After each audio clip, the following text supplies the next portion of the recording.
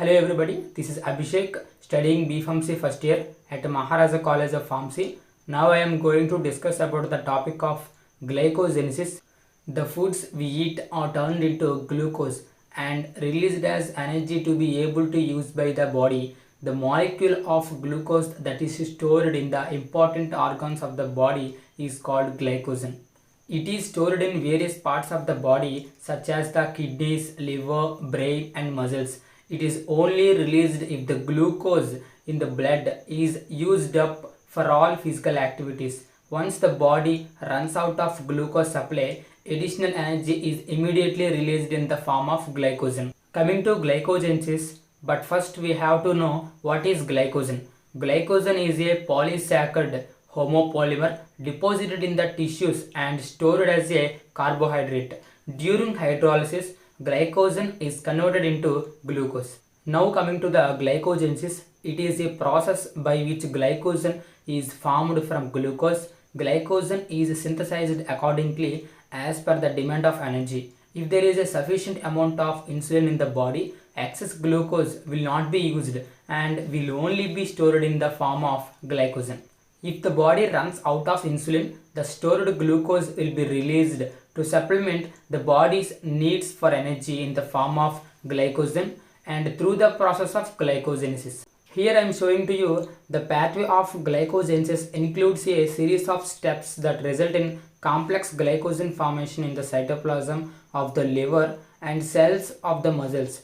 The steps of glycogenesis are as follows. Glucose phosphorylation. In the initial phase, glucose is phosphorylated into glucose 6-phosphate, a usual reaction in glycolysis. It is catalyzed by glucokinase present in liver and hexokinase present in muscle. Conversion of glucose 6-phosphate to glucose 1-phosphate. An enzyme phosphoglucomutase will catalyze the conversion of glucose 6-phosphate is converted to glucose 1-phosphate. And coming to the next step, UTP, urine triphosphate, attaches to glucose 1-phosphate. The third step focuses on the reaction of glucose 1-phosphate to UTP, thereby forming active nucleotide UDP glucose, urine triphosphate glucose. The one responsible for such reaction is the enzyme UDP glucose pyrophosphorylase. Coming to next step, UDP glucose attaches to glycogen primer. A small fragment of already existing glycogen will serve as a primer in order to stimulate the synthesis of glycogen. The glucose from UDP glucose will be accepted by glycogenin. The initial glucose unit is attached to the hydroxyl group of tyrosine of glycogenin. The first molecule of glucose is transferred to glycogenin, which will then takes up for glucose residues, forming a fragment of primer. It will be one to accept all glucose molecules. Coming to next step, glycogen synthase synthesizes glycogen. Glycogen synthase transfers glucose from UDP glucose to glycogen. Here this is a non-reducing end, forming alpha-1,4 linkages. The same enzyme catalyzes the synthesis of the unbranched molecule with alpha-1,4 glycosidic linkages. And coming to next step, the formation of glycogen branches.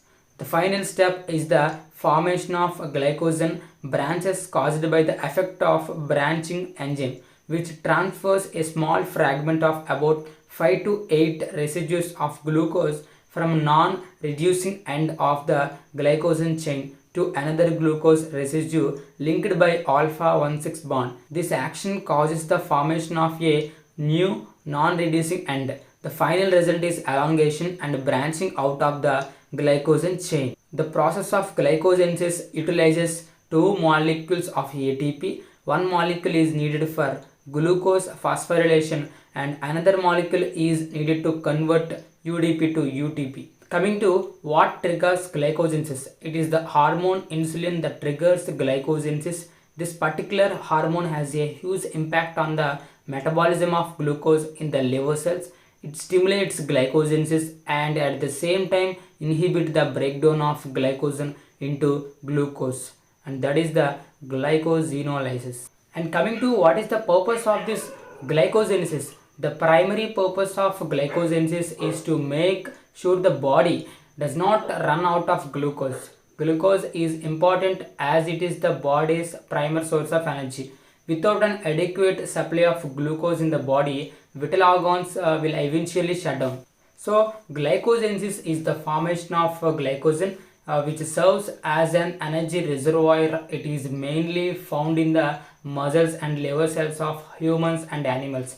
It is synthesized from glucose when there is a abundant supply of glucose in the blood. If the supply of glucose in the blood is deficient, glycogen will be released and will be used as a source of glucose for tissues throughout the body. I am also giving my references in the description. Check out once. Thank you for watching, guys. Thank you.